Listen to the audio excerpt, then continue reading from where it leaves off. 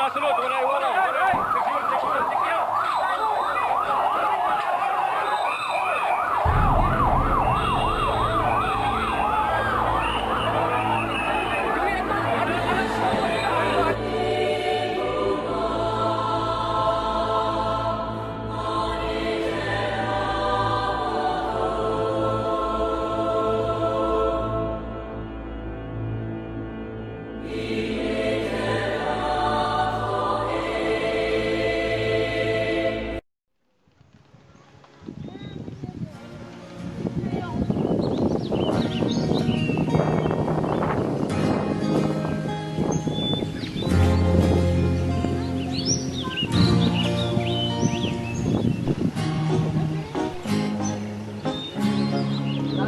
Kapag nariyan ka, bumabagal ang ikot ng mundo. Hindi kita dapat ginugusto, pero natutukso. Anong man ang sabihin nila, hindi kita ipagkakaila, pagkat ikaw lang ang minamahal ko, o aking diwata. Aking diwata. Ikaw ang pinakamaganda, mapinagmamasdan kita para nagbabalik mata. Tamang hinala, di makapaniwala na nakita na ang pinakamakinang natalagang wala katapat, pagkamat pinagbawalan, ipaglalaban ka sapagkat ikaw lang ang minamahal ko, aking diwata. Naaalala ko pa nung una kang masilayan, nang hihinayang gustong gusto kita kausapin, makilala, subalit may kaba, kaya nahihiya lang, sinayang ang nakatakdang tadhana. Karapat dapat nga ba na magkandara pa sa isang prinsesa na may delikadesa, kesa sa ganon baka sakaling game ka maging reyna. Date tayo, oo, ikaw at ako, di pa rin natin ang iba't ibang parte ng mundo. Tugma pa rin kahit sabihin hindi tayo bagay, kasi tao tayo, sumaragsa at malumanay kung sa bagay. Karangalan ko alagaan at pahalagahan ang natural mong kagandahan.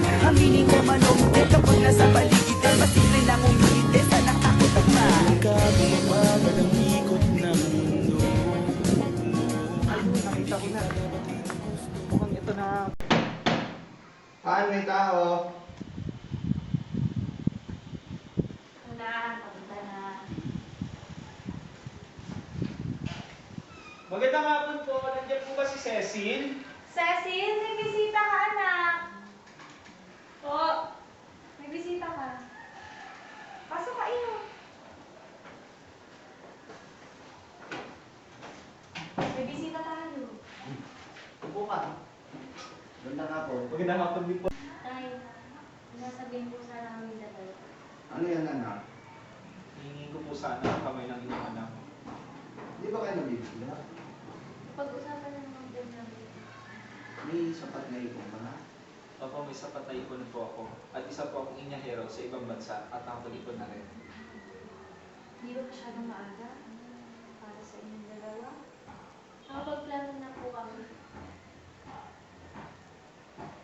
So, anong plano niyo dalawa? Kailangan makamanitan ng magulang mo.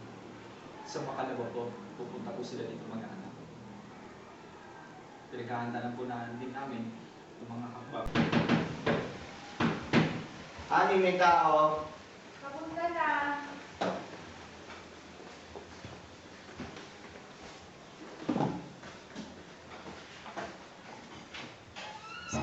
Iyo, pasok kayo. Magandang hapon po. Sino yan? May bisita tayo. Patuloyin mo. Oh, balay. Wala na ito usap. Nagdala na ako lang ng konting karami. Oh, salamat. Upo kayo. Ano to? Gagawin sa kusina. Kuha mo sila ng kape. Han. Oo, wait lang. Cecil! May tao. May bisita ka.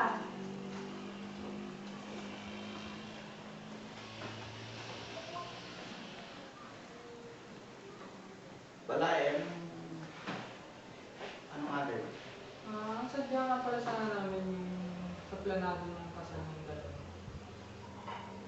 Pag mapag-usapan sana natin ano bang dapat na kalakawan sa kasal ng dalawa. Okay. Balay. kilala nga pala kaming pamilya. Kailangan mag-arbog. Kaya niyo ba ibigay sana ko yun? Sige pala eh, kung ano ba yung desisyon nyo, yun lang yung pagsunod namin. Sige. Ay, ano, siya nga pala, ano nga pala petsa ng kasal niyo? Sa Disyembre 8 po, Ano pang meron nun? ayun po yung kapamanakan ni Immaculate Conception. Kaya po na po. Kaya po namin po namin. Ang balay siya nga pala, sa tradisyon namin, kailangan may 10,000. Kaya niyo ba ibigay yun? May 5,000 po akong napag-ipunan po dito. Pero sisikapin ko pong babayaran yung kakulangan po na kinakailangan. Sa ngayon, hindi ko muna matatanggap yan kasi, kailangan buo. Kailan mo bang bibigay? Bago po ang kasal, pangako po, ibibigay po ang kakulangan. O siya, sige, kung yan ang plano, okay na, balay. Sige, wala. Maraming salamat. Balay. Ingat kayo ha.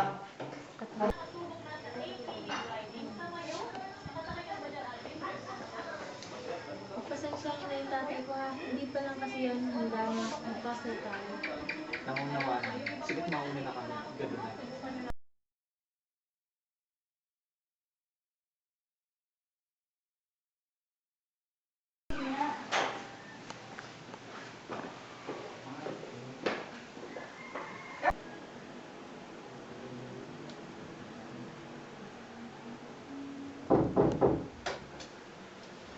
Ano, kamusta ka? Okay lang. Pasok ka na. Kamusta naman ang araw mo?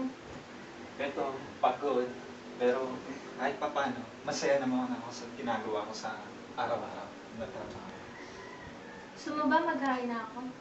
Baka Mamaya, nagugutom ka na eh. mamaya na. Siya nga pala, may gusto kong sabihin sa'yo napaka-importanting bagay. Ano yun? Gusto ko sana magbubod na tayo ng tahanan. Malayo dito sa ating mga magulang. Magpapaalam mo na ako kay Itay. Bakit mo pa gagawin yun? Mag-asawa na nga tayong dalawa. Nay!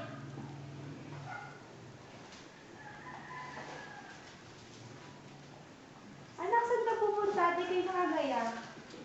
Di maghahanap po sana kami ng bahay. Gusto lang po namin bumukod. Ano ba yun ng tatay mo? Hindi pa nga po. Kaya nga po hingi po ako ng tulong sa inyo para makapagpaalam sa kanya. Naku, hindi ko yun masisigurado, anak. Alam mo naman ang iyong ama. Siya lang ang boses at siya lang masusunod dito sa bahay natin. Pero paano po yun? Gusto na po talaga namin bumukod. Nakausap mo na ba ang asawa mo? Nag-usap na po kami dalawa tungkol doon. Mas maigi ata humarap kayo sa inyong ama. Hindi, kahit ako ang asawa nun, hindi yun pakikinig sa akin.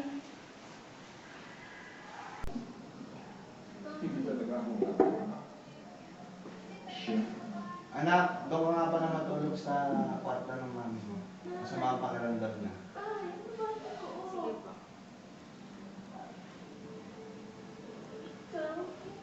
Sige po. Ay, para sa atin. Para sa buo nating pamilya. Hindi na ba talaga tayo bumukod? Handa na ako. Nakapagpundar na ako. May trabaho na akong maganda. Ano pang hinihintay natin? Kailangan natin bumukod din.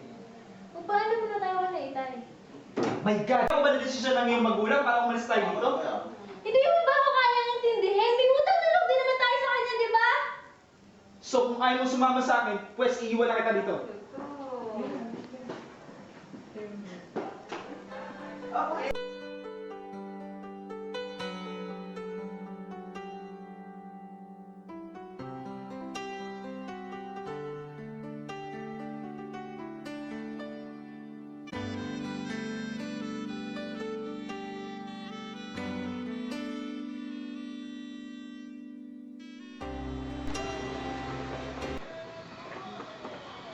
Ano kuya, ba't ka nga inom? Tol, dyan. Sige, pas muna ako dyan. Kuya, anong problema mo? Ba't ka nga inom? Alam mo, Tol, problemado kami mag-asawa. Bakit? Ang ginang ko, ayaw kaming paansin sa kanilang poder. Yeah. Mahirap nga yan. Pagka nasa puder ng iyong biyanan. Oo, tama ka, tol. Nasasakal na rin ako sa paghihigpit ng aking biyanan.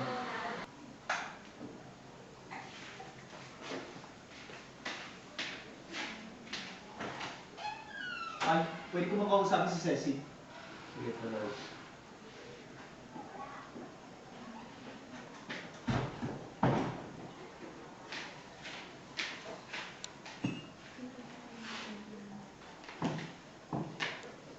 Balay, kamusta? Isa mang bala, magandang gabi. Ano bang... Kamusta? Ito, bala. Okay po. Tay, pwede pong makikita si Ceci sa loob ng kwarto. Sige.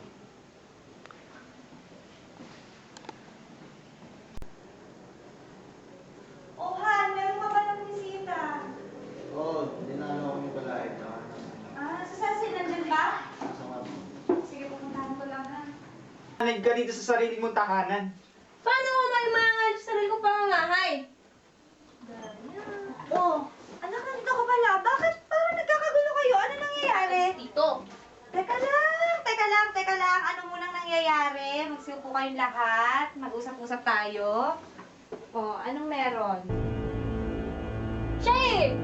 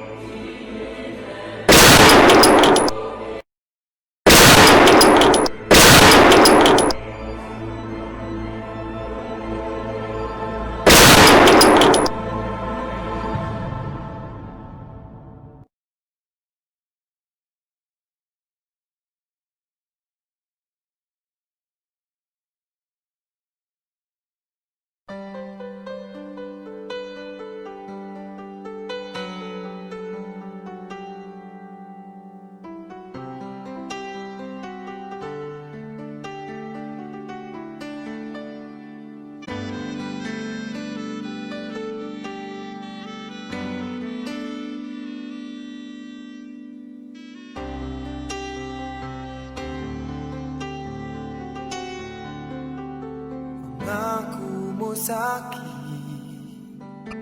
di magbabago. Ngunit, bakit nagkaganito? Ako'y iyong nilisan, wala man lang paalam. Ano ba ang naging dahilan?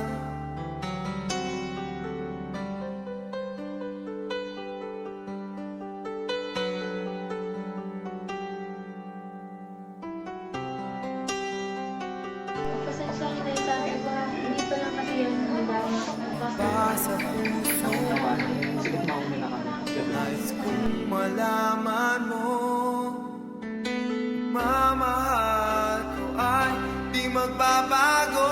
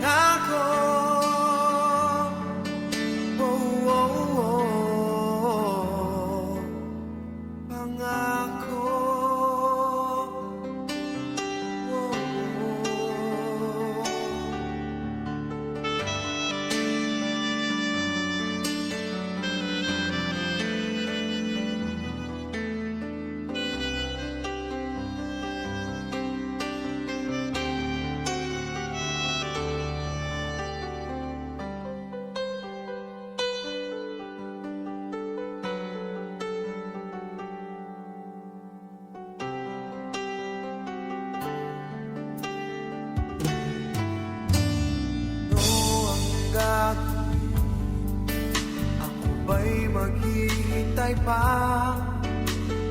Ngunit bakit lumisan ka?